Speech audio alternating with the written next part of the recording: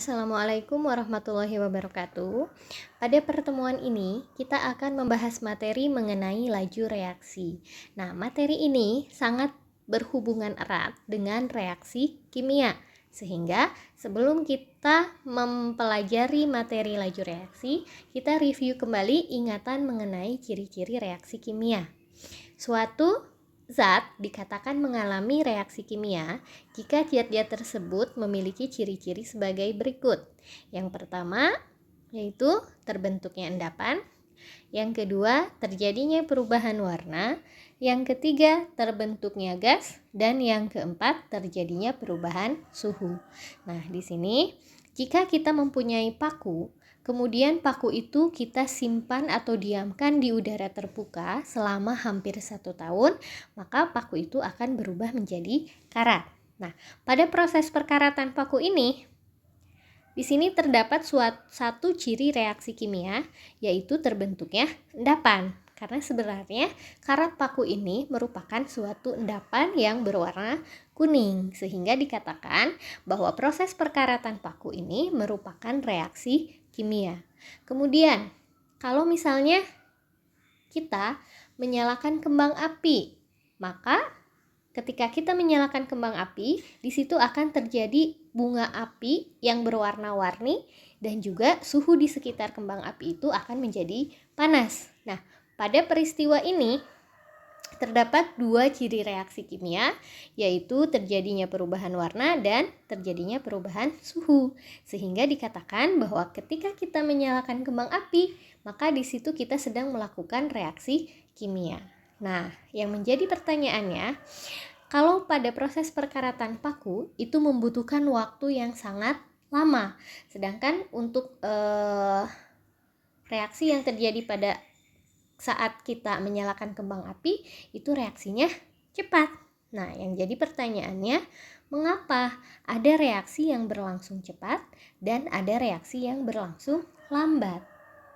Nah, apa yang menyebabkan reaksi itu menjadi cepat dan apa yang menyebabkan reaksi itu menjadi lambat? Nah, untuk menjawabnya, kita akan mempelajarinya dalam teori tumbukan. Berdasarkan teori tumbukan, suatu reaksi kimia itu terjadi karena adanya partikel-partikel reaktan yang saling bertumbukan. Nah, jadi pada saat kita mereaksikan suatu zat, misalkan kita mereaksikan senyawa A dan senyawa B. Nah, partikel-partikel dari senyawa A dan senyawa B itu tidak diam, melainkan partikel A dan partikel B itu saling bergerak dan bertumbukan. Nah, ketika tumbukannya pas, maka si partikel A dan partikel B itu dapat bereaksi, dan tumpukan yang pas itu dikatakan sebagai tumbukan efektif, yaitu tumbukan antar partikel reaktan dengan poin energi yang cukup dan posisi yang tepat. Contohnya misalnya reaksi antara gas hidrogen dan gas klorin menghasilkan asam klorida. H2 ditambah Cl2 menghasilkan 2HCl. Nah, kita lihat pada gambar yang atas atau gambar 1. Ketika molekul H2 direaksikan dengan molekul Cl2 dengan arah orientasi tumbukan yang benar, jadi posisi H2 dan posisi Cl2-nya pas, maka di sini akan terjadi reaksi kimia menghasilkan HCl. Namun, pada gambar kedua kita bisa lihat kalau posisi H2 dan gas Cl2-nya ketika bertumbukan itu tidak tepat, maka di sini tidak akan terjadi reaksi kimia.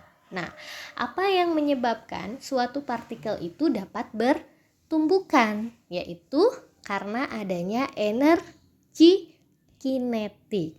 Jadi, suatu partikel-partikel senyawa itu ketika bereaksi itu partikelnya tidak diam, melainkan dia akan bergerak. Nah, ketika partikel-partikelnya bergerak, maka si partikel itu akan memiliki energi kinetik. Nah, ketika energi kinetiknya meningkat, maka ada suatu saat di mana energi yang dimiliki oleh partikel tersebut itu sudah memenuhi untuk terjadinya reaksi kimia yang disebut dengan energi aktivasi. Nah, energi aktivasi ini merupakan energi minimum yang diperlukan untuk berlangsungnya suatu reaksi kimia. Nah, di sini misalnya di grafik ini kita bisa lihat di sini ada molekul H2 dan O2 ini saling bergerak. Nah, ketika molekul-molekul ini bergerak akan terjadi peningkatan energi kinetik. Nah, ketika sampai pada energi yang diperlukan untuk bereaksi, ini disebut dengan energi pengaktifan. Maka di sini energi yang dimiliki oleh molekul H2 dan O2 ini sudah memenuhi batas bawah untuk terjadinya reaksi kimia. Maka di sini akan terjadi reaksi kimia membentuk molekul H2O. Nah, kemudian yang menjadi pertanyaannya lagi, apakah suatu reaksi kimia itu bisa kita percepat atau bisa kita perlambat? Jawabannya adalah iya.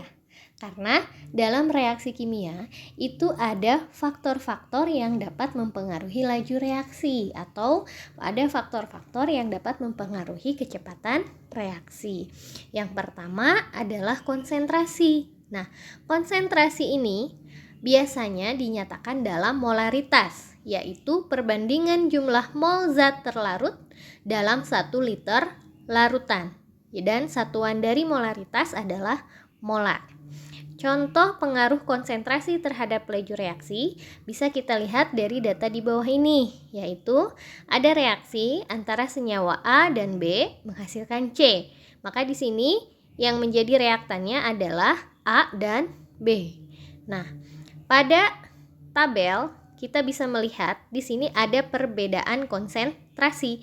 Untuk percobaan pertama, konsentrasi reaktan A-nya 0,1 molar, konsentrasi reaktan B juga 0,1 molar. Maka waktu reaksinya 30 detik.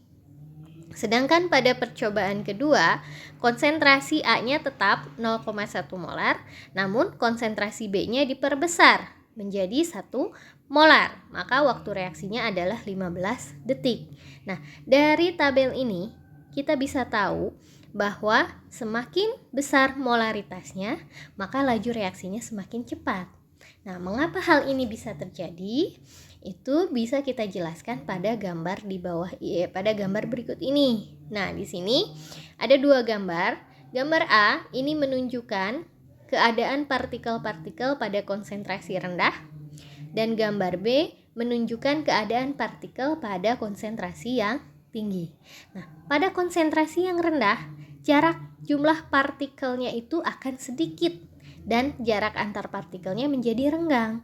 Kalau jarak antar partikelnya renggang, maka ketika partikel ini bergerak, peluang untuk terjadinya tumbukan efektif itu rendah. Beda halnya pada konsentrasi tinggi. Nah, pada konsentrasi yang tinggi, jumlah partikelnya itu banyak dan jarak antar partikelnya itu sangat pendek. Sehingga ketika partikel-partikel ini bergerak, maka peluang untuk terjadinya tumbukan efektif semakin besar, sehingga reaksi yang terjadinya menjadi lebih cepat. Nah, di sini kita bisa menyimpulkan bahwa semakin besar molaritas, maka jumlah partikel dalam suatu zat akan semakin banyak dan rapat, sehingga peluang terjadinya tumbukan efektif lebih besar dan waktu reaksi akan menjadi lebih cepat.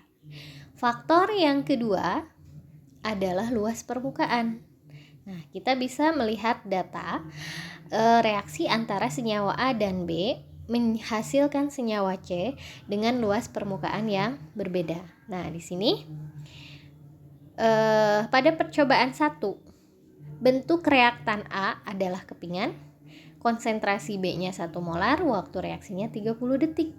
Kemudian pada percobaan kedua, bentuk zat A-nya serbuk dan konsentrasi reaktan B-nya tetap 1 molar, waktu reaksinya 10 detik.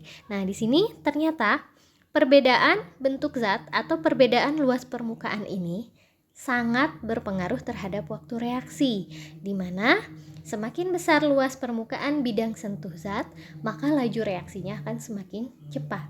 Nah, luas permukaan ini berhubungan berbanding terbalik dengan ukuran zat. Artinya, kalau ukuran zatnya besar, itu luas permukaan bidang sentuh zatnya itu akan kecil.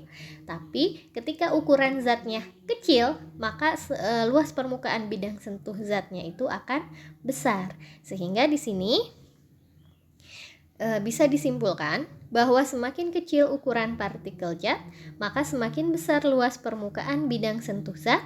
Maka kalau luas permukaan bidang sentuh zat besar, maka akan sering terjadinya tumbukan efektif yang menyebabkan reaksi berlangsung cepat. Nah, pengaruh luas permukaan itu bisa kita lihat dari ilustrasi ini. Nah, di sini dilihat, ini di sini reaktan. Di sini reaktannya itu ukurannya besar.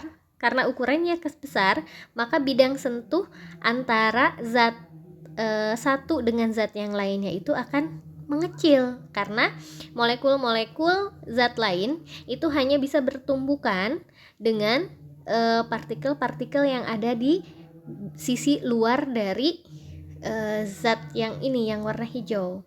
Nah, kalau misalnya si partikel yang merah hanya bisa bertumbukan dengan bagian luarnya ini, luar zat yang hijau ini, maka tumbukan yang terjadinya itu, peluang tumbukan yang terjadinya itu kecil.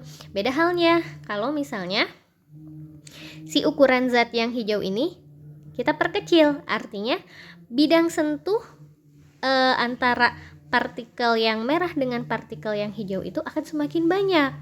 Nah, kalau misalnya peluang terjadinya sentuhan itu banyak, maka di sini peluang terjadi tumbukan efektifnya juga akan semakin besar. Kemudian faktor yang ketiga adalah suhu. Nah, pengaruh suhu bisa kita lihat pada data percobaan di bawah ini. Di sini ada pada reaksi pertama, reaktan A dan reaktan B konsentrasinya 1 molar, kemudian suhu reaksinya 25 derajat Celcius, maka waktu reaksinya 30 detik. Dan pada percobaan yang kedua, konsentrasi reaktannya masih sama, namun suhunya diperbesar menjadi 60 derajat Celcius. Ternyata waktu reaksinya menjadi 10 detik. Nah, di sini juga kita bisa mengetahui bahwa semakin tinggi suhu, maka laju reaksinya semakin cepat. Nah, kenapa pada suhu tinggi itu laju reaksinya menjadi cepat? Nah, hal ini disebabkan karena adanya perbedaan gerakan partikel pada suhu rendah dan pada suhu tinggi. Nah, bisa kita lihat di sini digambar. Pada suhu rendah itu gerakan partikelnya lambat. Nah, kalau gerakan partikelnya lambat, maka waktu yang diperlukan untuk bertumbukan itu juga akan lambat. Tapi kalau misalnya suhunya tinggi, maka gerakan partikel dari reaktan ini akan cepat, sehingga si partikel-partikel ini akan lebih cepat mencapai energi aktivasinya. Nah, kalau sudah mencapai energi aktivasinya, maka tumbukan yang terjadinya itu akan semakin banyak. Sehingga bisa disimpulkan bahwa semakin tinggi suhu, maka laju reaksinya semakin cepat, karena pada suhu tinggi gerakan partikel-partikel reaktan itu tinggi dan menyebabkan peluang terjadinya tumbukan efektif semakin besar. Kemudian yang terakhir adalah katalis. Nah, katalis merupakan zat yang ditambahkan ke dalam suatu sistem reaksi untuk mempercepat reaksi. Katalis dapat mempercepat laju reaksi dengan cara mencari mekanisme reaksi lain yang energi aktivasinya lebih rendah. Nah, katalis ini bekerja dengan cara turut terlibat dalam setiap tahap reaksi, tetapi pada akhir tahap katalis akan terbentuk kembali. Nah, katalis ini kita bisa analogikan dengan mak comblang. Misalnya, siswa A dan siswa B keduanya saling suka. Namun, karena dua-duanya itu pendiam, maka kemungkinan untuk terjadinya proses pacaran itu akan membutuhkan waktu yang lama. Nah, misalnya ada siswa C. Nah, si siswa C ini menjadi perantara antara siswa A dan siswa B. Nah, karena ada perantara si C ini, maka si A dan si B ini jadi lebih cepat jadiannya. Nah, ketika si A dan si B sudah jadian, si C ini pasti dia akan keluar dari kehidupan A dan B. Nah, si C ini yang disebut dengan katalis, artinya mempercepat proses terjadinya reaksi kimia, tetapi tidak ikut terlibat dalam reaksi tersebut. Oke, demikian pembahasan materi yang bisa Ibu sampaikan. Mudah-mudahan dapat dipahami. Ibu mohon maaf apabila terdapat kesalahan dalam penyampaian materi ini. Wassalamualaikum warahmatullahi wabarakatuh.